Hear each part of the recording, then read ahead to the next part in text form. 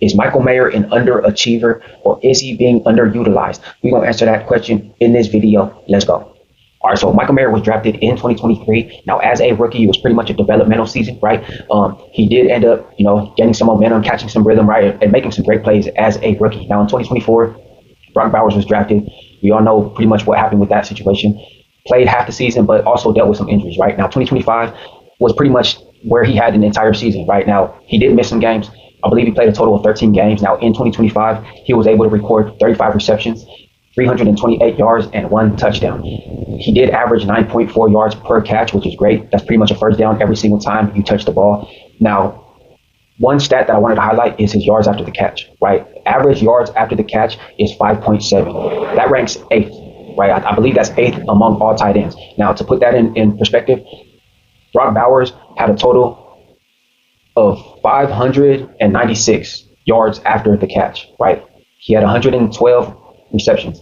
So if you divide that, the average comes to 5.32, right? So Michael Mayer's 5.7 is more than Brock Bowers, which it isn't that much, but you wouldn't even think that he has more, right? I would just pretty much say they're more equal than different, but it is something to highlight, right? Because it shows that, he's a better pass catcher than what he gets credit for. Now, his strengths, right?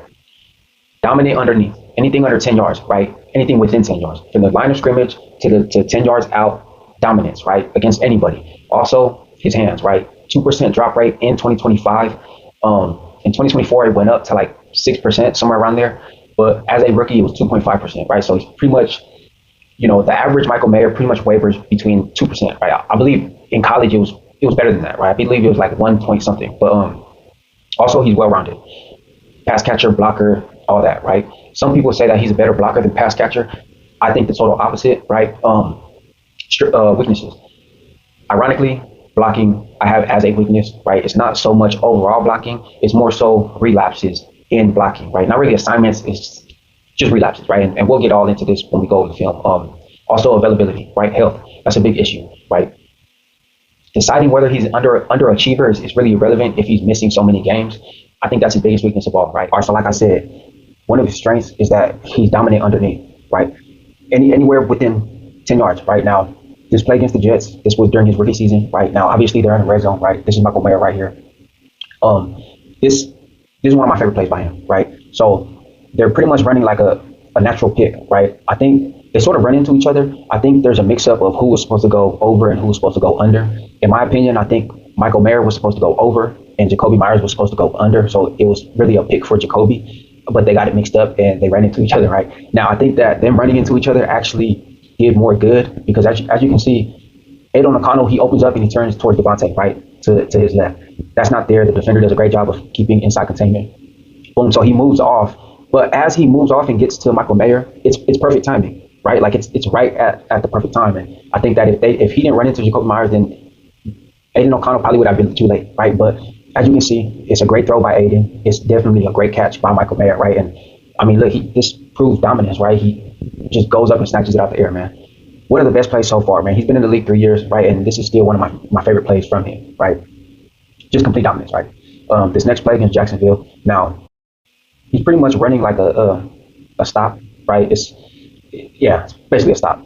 But it's what he does after, right? He was never supposed to he should have never gotten the first down, right? If you really see, like, that's one defender, two defender, and then he just plays through contact, right? This is what I mean by being dominant underneath, right? He's constantly getting yards after the catch by force, right? You hardly ever see where Michael Mayer is catching the ball and he has open field, right? He's typically fighting for those extra yards, right? And like I said, man, this just proves how dominant he is underneath, man. He's either too big for the defensive back or he's too athletic for a linebacker, right?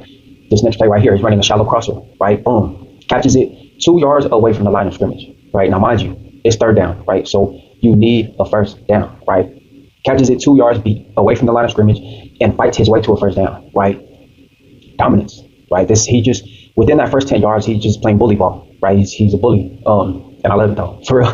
Like anything, in my opinion, he should be the first option underneath, right? I see a lot of times where Brock Bowers is used, and of course, he's the best player on the offense, right? You have to do whatever you can to get him involved. But at the same time, Michael Mayer was tight end one in his draft class, right? And there were some very good tight ends in that draft class, right? So I think that, they got to give him the benefit of the doubt, man, and at least give him these types of routes, right? Anything underneath, man, because I think he proves over and over that how dominant he is, right? I mean, this game right here in the red zone, right?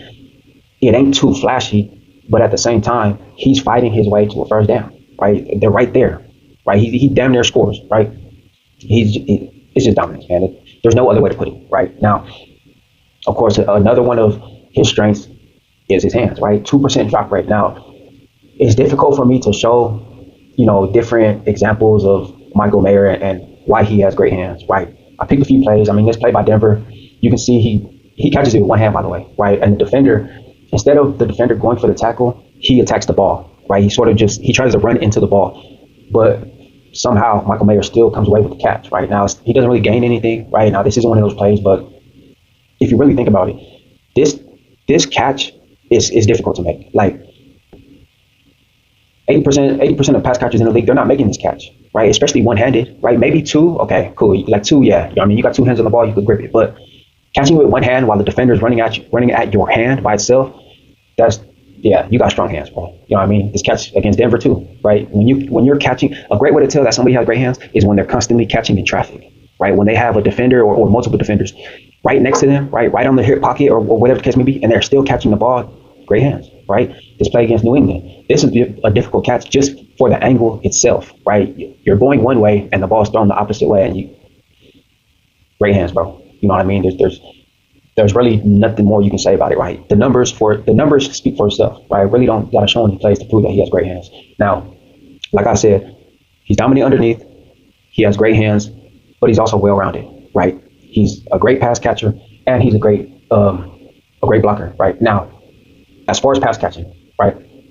It's not only underneath where he's good at, right? I'm just saying that he's dominant underneath. But outside of that 10 yards, I honestly think from 10 to 20, he can work with, right? And there's plenty of examples of that, right? This play against Detroit, I believe this was might have been 2024, right? But he's running an in route, right? This is a 20-yard catch. He doesn't even run for extra yards, right? Just straight off the top, 20 yards, right? And I think that when people think about Mayer, they think too much of him being a traditional tight end, right? They think too much of Mayer being a blocker. So where now you're not using him to his full abilities, right? He can go past 20, right? He can run routes past 20, right? His play against Kansas City, right? I remember watching this when it actually happened, right? It's basically a wheel route, right? He's in motion, boom, and he just runs a wheel, right? This is a 20-yard game as well, right? From the 40-yard line to the 40-yard line, that's 20. You know what I mean? I think that his perception kind of limits how he's used, and that sucks, right? But I think if you really go through the plays, if you really look at what he's done, he's proven that he's capable of doing much more, right? It isn't just, being well-rounded isn't just being dominant underneath, right? It's outside of that, right? This play against Kansas City, right? Bro, he's lined up against a DB, right? This is Michael Mayer right here. And he's basically running the post, right? Dogs him. Like, bro, you're a DB and you get worked off of an angle, right? He's running a post, and what he does is he runs straight at him. And he does that because of the angle, right? When the defender is trying to keep outside containment and you run at him, that forces the defender to continue to go outside, right? Because he's always trying to keep outside containment, right? So now what you're doing is that you're creating a better angle for you on the post, but you're also moving him more outwards, right? Because the post is to the inside, right? That's exactly what he does, right? Runs straight at him, forces him to take a few steps to the outside, and then right when he gets face to face, he runs the post, and now he has a better angle, right? Now, once he hits the post, the defender can't stay on top of the route, right? But if he were to come off the line of scrimmage and just run straight, the defender would have been able to stay on top of the route, right? Which he would have been in better position. But Michael Mayer did a great job at running this route, man. You know what I mean? This play against New York, I mean, bro did him in. Like, he looked like Iverson out there, right? This Michael Mayer right here, right? Basically runs the same route, right? But he hits him to a hard step to the outside, and he bites on it, bro. Bad. Beautiful play, man. This is what I mean when I say that, outside of that 10-yard range, he can still perform, right? He's what people think of him as a blocker. Really, he's a pass catcher, right? As good as people think that he's a blocker, he's really that good at pass catching, right? And I mean, there's a lot of plays that I could have shown, right? It's crazy, bro. You know what I mean? Now, well-rounded, right? Receiving, blocking. PFF had him graded 69 or something like that as a pass catcher, right? As a blocker, it was somewhere around 61, right? That gave him an average of 64. Now, for me, I had blocking as a strength, but I also had it as a weakness, right? Now, strengths, right? This game against Kansas City. This is when he was a rookie, right? The best blocking play that he had so far in his short career, right? This is made right here, and then pretty much it's a run to the outside, right? So what he has to do on this play is a double block, right? Call it whatever you want to call it, but he hits the outside defender, he hits the edge defender, and then he has to get back outside to block the man that he's supposed to block, right? If he doesn't execute on this play doesn't happen, right? If he doesn't execute this block, nothing happened, bro. This is the best block that he's had in his career so far, bro. And I remember, like I said, this is when he was a rookie, right? I remember earlier in the season, he tried to do this and it did not work. It didn't work because he was blocking too high, right? If you go back and look, right, on this play, he goes a little bit lower, right? Because if you're blocking somebody, you're not really going to move them, especially if it's a duo block, right? Because somebody already has their hands on top, right, the chest area. In order to really move somebody, you have to move their feet, right? So you can block them on top, but, right, all they got to do is move like this, right? That's not going to move their feet, right? In order to move their feet, you gotta hit them on the hip. And that's the thing that he did correct on this play right here, right? Boom, attacks the hip, and then just right back outside, right? And it's perfect timing, perfect execution, barely enough space, bro, for Jacobs to hit that hole and take off. One of the best blocking play in his career so far, right? This play against Dallas, right? This 2025, right? This Mayor right here, right? Just pretty much a simple pass pro, right? Does a great job, holds his block, right? Right, great block, right? Now, like I said, blocking can also be a weakness, right? Because he has blocking relapses, right? It's not necessarily a weakness, like it is a strength, right? I think blocking is a true strength for him. But there are times where he has relapses. And for me, I think I'm a little bit too harsh on him for it because when I actually watch games in real time, it seems like that's when I see it the most, right? Those are the times where I see these relapses. I don't really see the good blocking until I go back and I watch the film, right? And this is a play right here, right? This is the same game from the one that I just showed with Dallas, right? You got a double, right? He's supposed to have the outside, but he leans too much to the inside, right? And he's caught off guard because the defender ends up taking the outside, right? He capitalizes on Mayer leaning in and he counters to the outside, right? These are the types of things that I see in real time, right? Leaning too much, right? Bad feet, right? This game against Jacksonville, right? You can see Bowers has a sweep, right? And Mayer I don't know what this is, bro. You know what I mean? Bad feet, leans too much. Like it looks like a little bit of everything, right? But it's just a total miss, right? And I think these things happen more than people want to admit, right? I mean, it shows in the grades, right? PFF had him graded higher as a pass catcher, right? Barely a 61. I mean, if he would have been graded 59, I'd have been horrible, right? But he's right there, right? I do think that he's better than that, but he does have relapses, right? And you can see it in the film, bro. You know what I mean? Okay, now, like I said, his biggest weakness is his health, right? The ability to stay healthy, right? Availability is the best ability, right? All that. Now, in 2023, he missed about 2 games, right? He had a toe injury, missed like either the last 2 or 3 games, right? He only played played like 16 games, whatever, right? 2024, he missed 7. Now, that was due to mental health, right? I don't think he had any physical injuries listed, although I could have sworn he missed like a game or 2 once he did come back, but nothing's listed. Mental health, that's not something that I expect to keep reoccurring, right? I'm really focused on physical injuries because physical injuries, really, those are the things that keep reoccurring, right? But he did miss a lot of games, which is an issue, right? 2025, he missed a total of 4 games, right? Now, against the Commanders, I believe it was like week 3, he had a crazy concussion, right? And, obviously leaving that game and then missing the next 2 games after that. And then he had another injury later in the season. I believe the Browns had an ankle injury, and I believe he missed a game after that, right? Now, when you think about it in totality, it really kind of doesn't seem, I mean, he has missed a lot of games, right? But going forward, I don't see the mental health happening again, right? In the near future. All the other injuries, the toe, concussion, ankle, those were minor injuries, right? Concussions happen to everybody, right? It's going to happen to everybody. So really the toe and the ankle, that's things that could be reoccurring.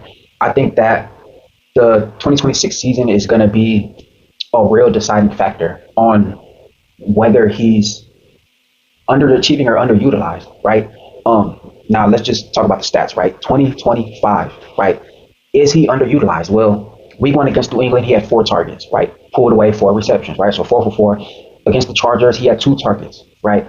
He caught both of those targets, but it was only for a total of 9 yards, right? Now this proves that the opportunities that he is getting, he's not really getting opportunities to really maximize his potential, right? If you're catching the ball twice and you're only gaining 9 yards, knowing that most of those yards was from one catch, the other catch had to only be like, you know what I mean? You're either catching it behind the line of scrimmage or 1 yard, you know what I mean? Like, you're not maximizing his pass catching ability, right? Against Tennessee, he had a good game. 7 targets, 5 receptions, 50 yards, right? So that's an average of 10 yards. That's good, right? Kansas City, 2 targets, he only had one reception, right? Jacksonville, 7 targets, 3 receptions, right? 7 targets is good.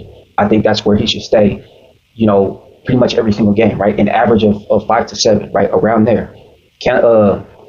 We had Denver, 4 targets, right? He was able to pull in 3. Dallas, 4 targets again, able to pull in 3. Philly, 0 targets, right? Houston, 3 targets, right? Only pulled in 1. The Giants had a big game, right? 9 receptions off 10 targets, right? He had 89 yards, so he damn near had 100 yards, right? He had a great game. They got spanked though, right? But I don't know. He was utilized in a game where, I don't know, KC, the last game that we played KC, right? 5 targets, right? 3 receptions. But see that, the 3 receptions, he was able to pull away 47 yards, right? So that's an average of 15 yards per reception. So, I mean, that's a good ratio though, 3 for 5. And granted, not all of these are drops, right? Some of these they're viewed as, you know, uncatchable passes, right? Basically, right? Because remember, he was only credited for 2 drops in the entire 2025 season. So from the looks of it, right? Strengths, weaknesses, actual usage, right? Targets. There's games where he's targeted a lot, and then there's games where he's just not, right? I don't agree with games where he's only being given like 1 or 2 targets. That should never happen, right? Michael Mayer should always be involved into the game plan, right? Anywhere from, you know, 5 targets, right? I think that should be his average, 5, right? Whether it's a little bit more, you know, maybe a little bit less, maybe 4 targets, right? But whether is he underutilized or is he underachieving? I mean, look at it like this, right? People's perception of Mayer is that he's a great blocker, right? Nobody really views him as, you know, this above average pass catcher, but yet PFF has him ranked higher as a pass catcher than a blocker, right? He's graded 69 as a pass catcher. That's good. That is good. 1 more catch probably would have gave him a grade of 70, right? Which a lot of receivers aren't graded as a 70, right? Is he underutilized or is he underachieving? I definitely don't think he's underachieving. I mean, the targets prove it, right? When he's given a high volume of targets, he pulls away, right? 10 targets, 9 catches, right?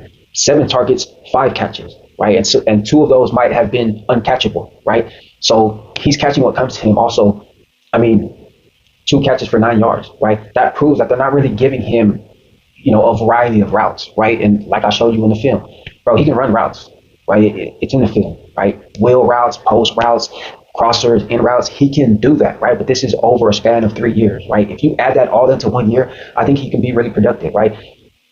As of right now, I'm going to say that he's underutilized, but he has to stay healthy, right? He has to stay healthy, and he has to prove it in 2025. This is going to be the deciding factor. This is going to be the make or break pretty much for Michael Mayer's career, right? How he's perceived by the Raiders and how he's perceived by other teams in free agency because he is on the last year of his contract. That's going to do it for this video. I hope you all enjoyed. I hope you were able to gain some perspective in some way, shape, or form. My name is Steady, and I'll holler at you on the next one.